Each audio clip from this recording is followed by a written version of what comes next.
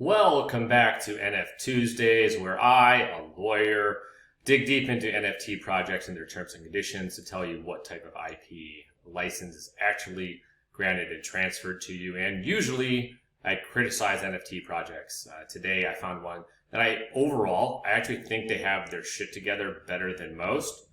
So let's take a look. This one is called World of Women. Once you get past kind of their rainbow, unicorn, bells and whistles, pretty colors website, this is what you're buying. You're buying these, it's kind of like a Bored Ape in the sense that you got all these like automatically generated women. I guess they look cool if you're into that type of thing. Sounds like Medusa. I guess that's kind of neat.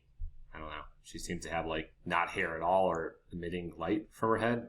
Anyways, not my cup of tea, but they're trying to support and spotlight emerging artists around the world, give back to women-led organizations and sustainability-focused organizations, educate women and underrepresented minorities, NFTs, and Web3 so that they can lose more of their money, stay poor, and we can profit off it.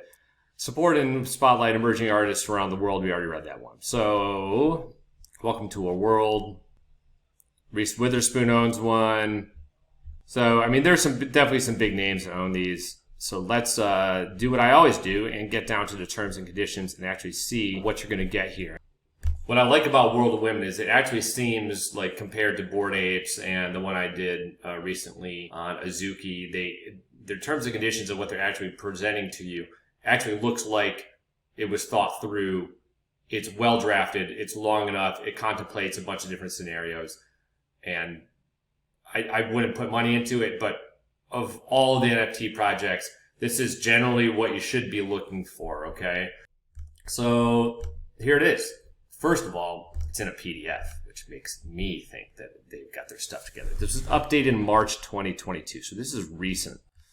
Version 2, I wonder what version 1 looked like, but this is a good start here. So generally speaking, what I like about it is we've got more than just like one or two, sections here.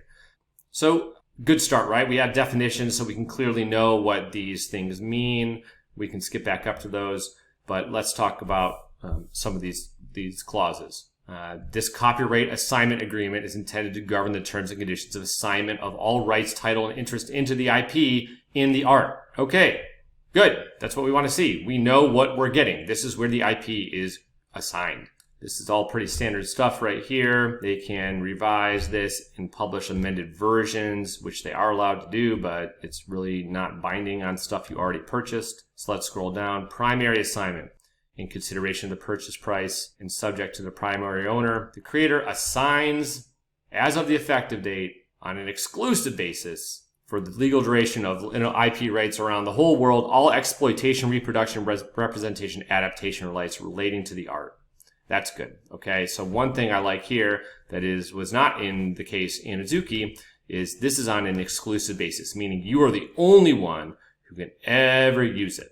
Now, I'm interested to see if they have a license grant back, because clearly on their website they have a bunch of these listed, which would mean that they have the right to use that IP on their website. Oftentimes in contracts, you'll see something saying, we may make reasonable use of your image on our website, and if you're in a photograph or something, for our promotion purposes. So I would expect to see that here. Let's see if we can find it.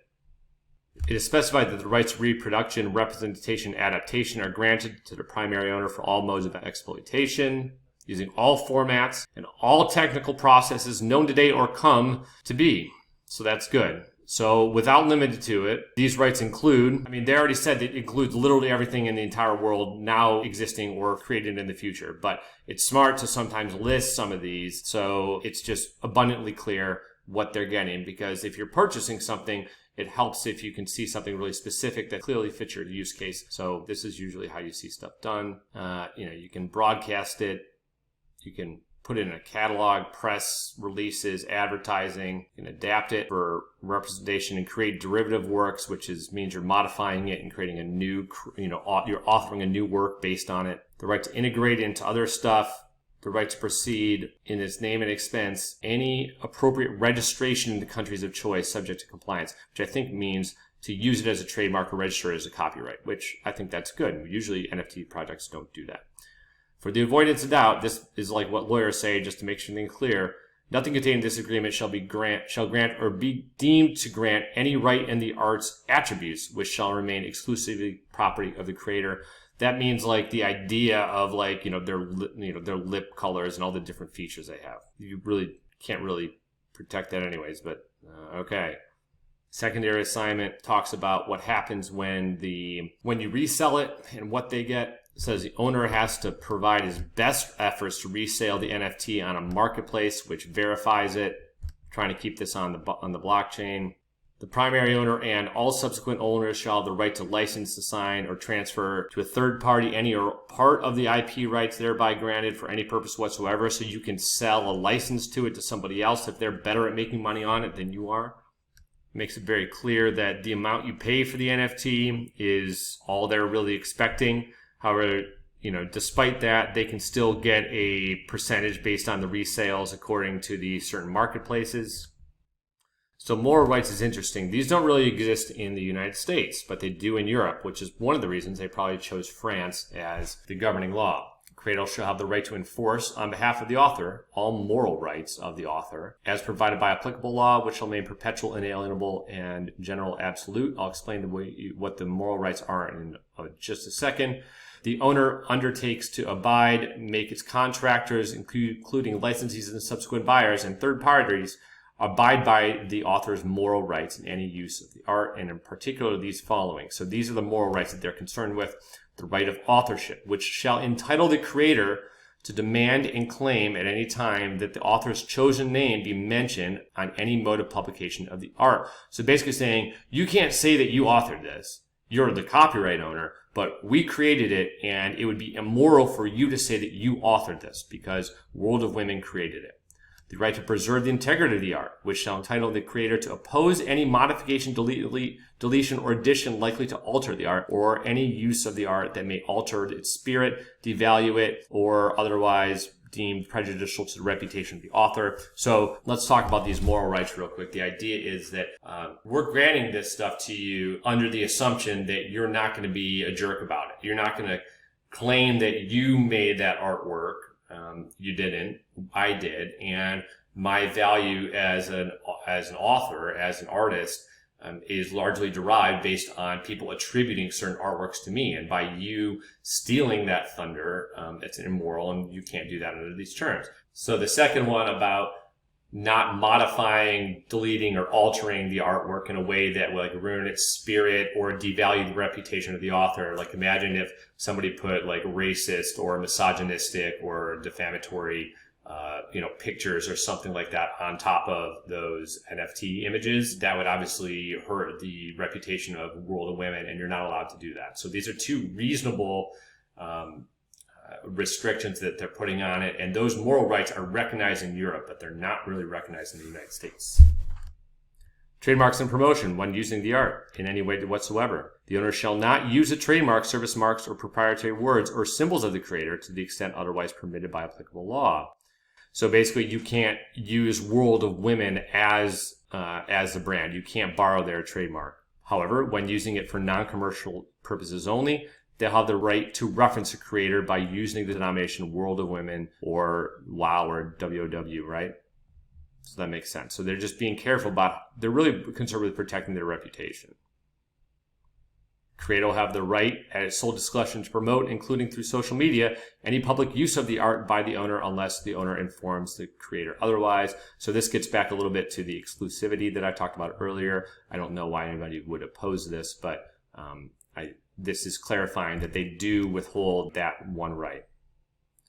Creator and owner shall cooperate in good faith and reasonably assist each other in the prosecution of legal proceedings involving the art or derivative works therefrom, including proceedings conducted for the purpose of protecting any and all IP. Okay, so this is something you'll see sometimes in contracts where it'll say, we don't know what's going to happen down the road. If something goes wrong, we might need your help. You have specific knowledge and experience. We might need your testimony. We might need evidence about the way you sold the NFT or where you used it or promoted it. And it's beneficial to both of us if we agree to help each other out if there's some type of dispute. So that's something that's common in contracts generally, but you really don't see them in NFT terms and conditions.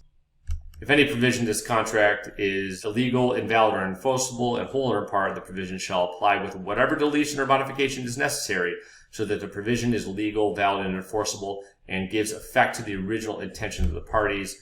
And then the last part says that it's going to be disputed under the laws of France. But the first part is normal. Contracts usually say something that, like, look, if something's held invalid or enforceable, like let's say the IP rights assignment there isn't, for God knows what reason, isn't what they intended it to be. Is the entire contract invalid or just that little portion? It's common to put that in contracts, just specifying so that the judge reading it, if that were ever to be the case, and like the slim, less than 1% chance that this goes through a trial and the judge is actually going to have to decide on it, he'll know that, okay, they actually want this entire thing to stay in place, because there have been court cases about that, especially in the U.S., and I'm sure it hasn't happened in France too. So I don't like NFTs in general. I don't think this is going to hold value. Nobody seemed to figure out a way to make money on it yet. The t-shirts and stuff, the idea of being able to market it and use it as a brand, even if you have rights to the underlying IP and you can use it as a trademark or, brand or slogan. Nobody's figured out how to do that yet. I am skeptical that they ever will in the future, but World of Women kind of have their shit together. I mean, leave it to the women, right, to get their stuff together. That terms and conditions contemplates a few of these scenarios that I think a lot of other NFT projects don't consider. One thing I think they should put more in there is we are not responsible for any lost keys or anything that happens. You are solely responsible for stuff that happens in your wallet. And I'm kind of surprised that they don't have that in there. They clearly wrote these terms of sale to ensure that they're protecting their own brand and reputation. They're clearly trying to be like a worldwide kind of women's empowerment, like goodwill kind of brand. And these are clearly kind of crafted that way because most of the clauses seem to contemplate damage to that type of reputation or ways that they can promote or protect that type of reputation. But still, there's other stuff in there I'd like to see, especially, your keys are your keys and smart contract is a smart contract and the blockchain is a blockchain. It's immutable and we have no way to change it or reverse it. So be really careful. We're not liable or responsible for any of that. That's something I would have put in there, and I don't know why they didn't. But generally speaking, this World of Women NFT project has their shit together better than anybody else. So I hope you enjoy this one. Enjoy my other NFT videos, and I have a Fine Print Friday series on Fridays about newsworthy and other contract tricks that I want to alert you to make sure that if you're reading something, you understand what it means and you're not signing your life away. So thanks a lot. I'm Jeff Monahan, business attorney in Los Angeles. Happy NF Tuesday.